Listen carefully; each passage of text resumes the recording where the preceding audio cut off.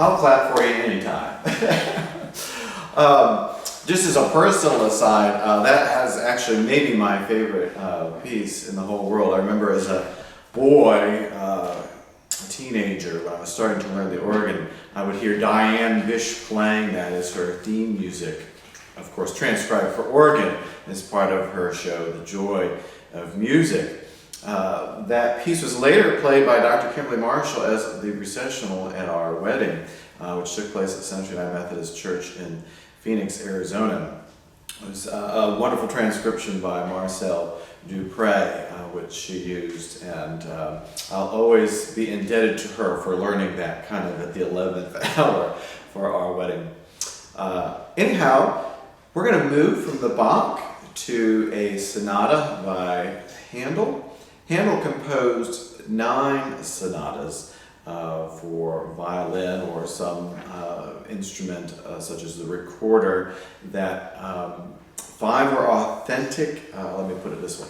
There are 9 sonatas that have been attributed to him for violin and continuo. 5 have proven to be authentic, and the other 4 have spurious attributions. However, the sonata that we're going to play for you today is the sonata in D major. This particular sonata was composed in somewhere between 1749 and 1751. There doesn't seem to be any indication that we are aware of an occasion that it was composed for or a dedication. We don't know that. However, this particular sonata has roots in earlier music. The first movement, for example, takes material from an earlier flute sonata. The second movement takes the initial motive of it, derives from a chorus in Solomon. And then the finale,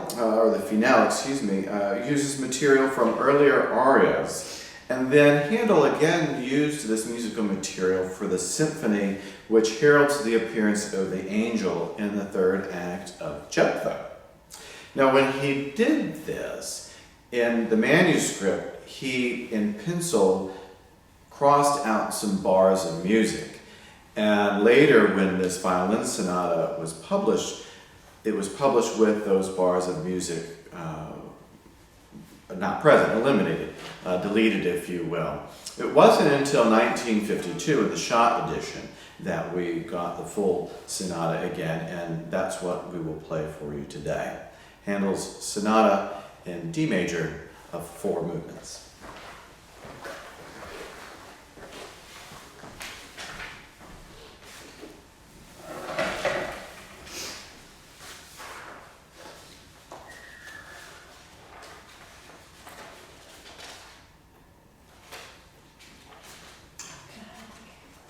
Would you like to?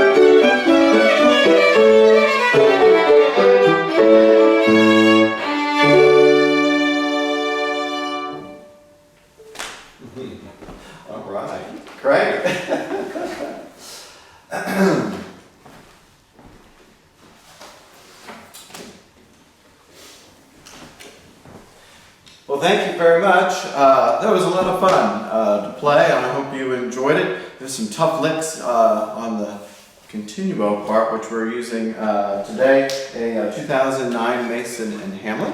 I thought about bringing the harpsichord over from church, but that seemed like a lot of work. So anyhow, great, Amanda, thank you so much.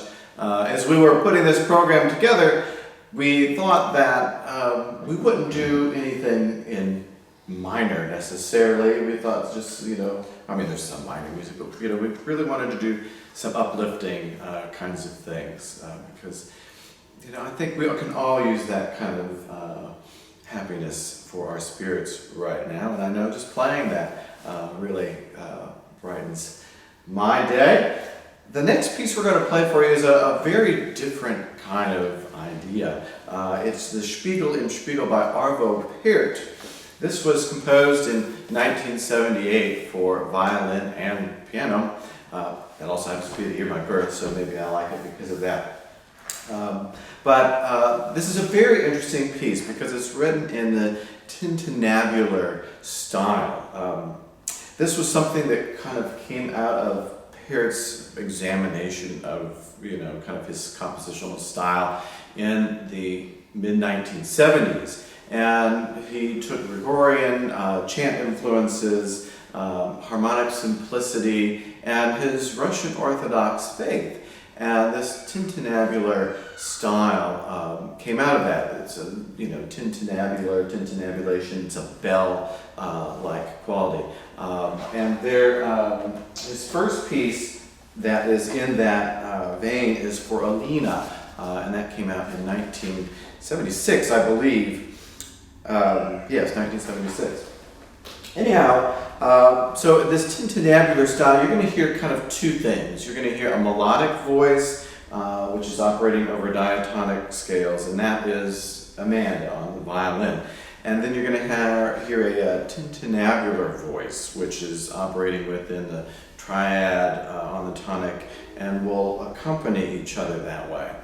There's a bit of, when you first hear this, you think, well, what are all the influences? And, for those of you who know Beethoven's Moonlight Sonata, you might even hear a bit of that in there.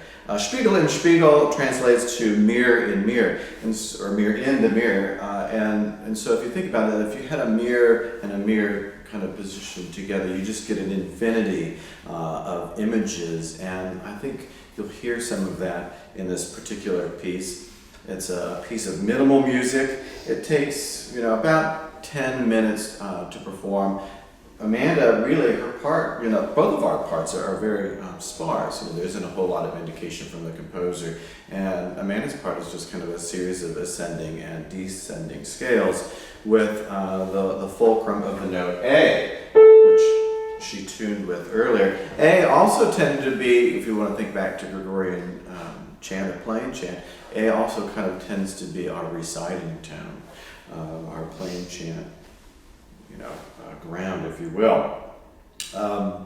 This particular piece has found immense popularity in the last, 40 years, in that it has been featured as film music, really, in over 25 films. So I think you might recognize it. Another interesting aspect of the work is that the tintinnabular style in his writing seems to suggest, and what you see actually in the score, where you have these notes in the pedal and in the right hand, for example, with a tie but kind of into infinity, seems to suggest that you hold the pedal down the entire time. So that's what I'm going to do, which will kind of give that bell-like resonance that will just continue on and on. We are fortunate in two regards here. In this great room in our house, we have a lot of resonance. We did take the large carpet up to give ourselves a little more of a concert venue, if you will. But this Mason and Hamlin piano is exceedingly resonant. And so we will let those vibrations fill the air here, and particularly at the end of the piece, we'll let the strings just vibrate until they go into nothing. I'm not sure how well that will come across on my iPhone 6, but you'll get the idea. Spiegel im Spiegel.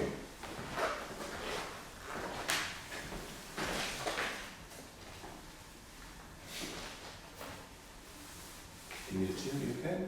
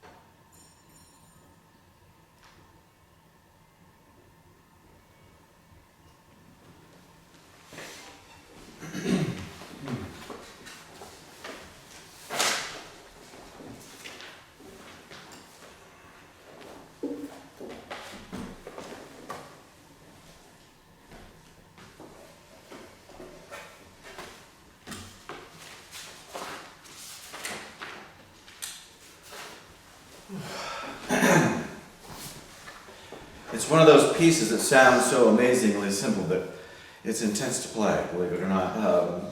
Anyway, thank you. I hope you were able to find some meditative qualities in that music that allows you to escape for a few minutes. The next set of pieces were introduced to us by our colleague Stephen Gorley, who is the esteemed organist choirmaster at the Village Chapel here in Pinehurst. So, Stephen, thank you if you're watching for these wonderful pieces. This is the 4 short pieces by English composer Frank Bridge. Frank Bridge is probably best known as being one of Benjamin Britten's teachers. Bridge studied under Charles Stanford, and while he wasn't part of the English church music scene necessarily, probably some of his most enduring compositions are those written for organ, actually. There are 10 or so pieces, the most famous being his Adagio in E major. I'm actually playing it on Sunday at Emmanuel as the Prelude, but it has been performed many times, particularly in times of remembrance.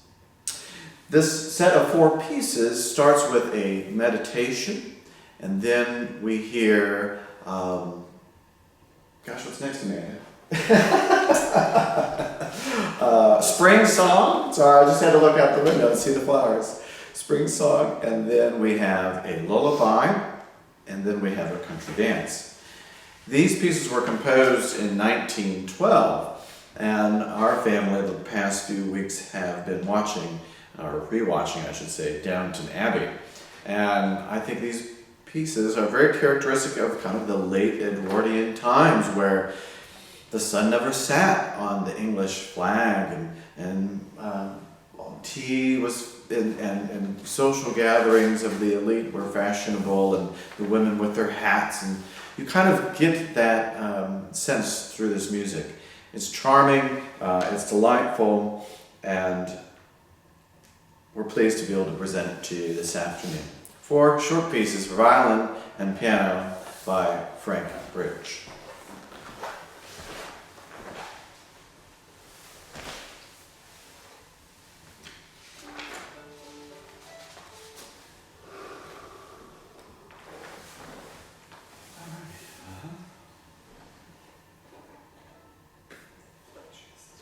Sure.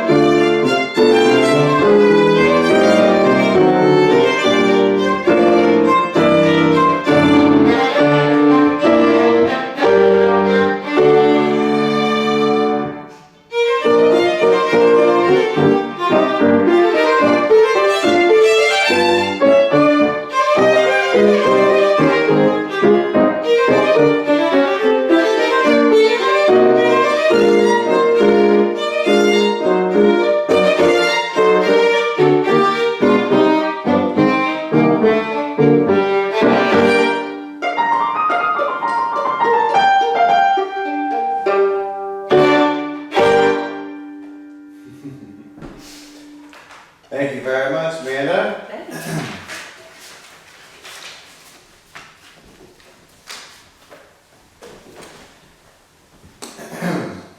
So, to conclude our program, we're going to do something a little, well, actually totally different from the rest of the program. So I'm sure like many of you, we too have been going through closets and filing cabinets and drawers and all kinds of things that have needed our attention for a long time. One of the things that we've been doing is going through our music. As two musicians in one household, and particularly with, what would I call it, my pack rat kind of sensibility, it's very hard for me to throw, particularly music, away. And so we've had a really good time going through and organizing. And one of the things we discovered was is this next piece that we're going to play. It's an arrangement of Stardust by Don Preston. I found it in my grandfather's music. I have no idea where he acquired it, but we had a look at it, and I set it's written for piano and C instrument, and so we're going to use violin today. Stardust is a song that was composed in 1927 by Hoagy Carmichael. He wrote it while a student at Indiana University, started kind of whistling it, wrote it down, refined it, and then it was recorded on Halloween, October 31st of 1927 at Gannett Studios in, I think it's Richmond,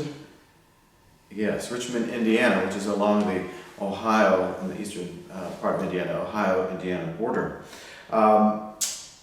It's the song about love, and it became American standard with its idiosyncratic melody. There are now over 1,500 recordings of the song, and in 1999, a list was compiled by National Public Radio of the 100 most important music works of the 20th century, and Stardust was one of them. Now, trying to attempt to explain the song's eternal popularity, Carmichael's biographer Richard Sudholter credits this is his quote. It's some combination of young Carmichael's heartland upbringing, Bix Beiderbecke's uniquely bardic sensibility, and the unself-conscious emotional directness that characterizes much non-urban American pop music. Now, I would like to say one or two things before we conclude. First, Amanda, thank you so much for your wonderful work and all you have done to put this program together. For those of you who don't know, Amanda's profession is as a registered nurse here at First Health at our hospital here. She's a float pool nurse and has been working hard these past weeks and has been working on the isolation floor. Has been working with, may I say that? I think it's okay to say that, with COVID patients. So I thank you for doing this in the midst of all that she's doing. Thank you so much. Is there anything you'd like to say? Thank you for watching and for your support of the Box Lunch program, even when we're not able to do it in person. It's been my pleasure to be able to focus on this and play. Well, thank you. If you'd like to support the program, you can support us financially. The Box Lunch series is a part of the ministry of Emmanuel Episcopal Church in Southern Pines, North Carolina. If you'd like to learn more about our parish, it's www.emmanuel-parish.org. If you'd like to support us, you can mail a check to Emmanuel Episcopal Church, 340, that's 340 South Ridge Street, RIDGE, Southern Pines, North Carolina, 28387. If you want it specifically for the music program, just put music in the memo. If you want to support the parish and all its wonderful work that it does, just make it up to Emmanuel Episcopal Church.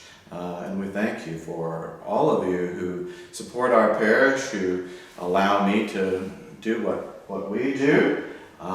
We wish we could be with you in person. Nothing would make us happier than to be looking at all your faces, your smiles, and in person than we are this way, but we're glad we get to share that.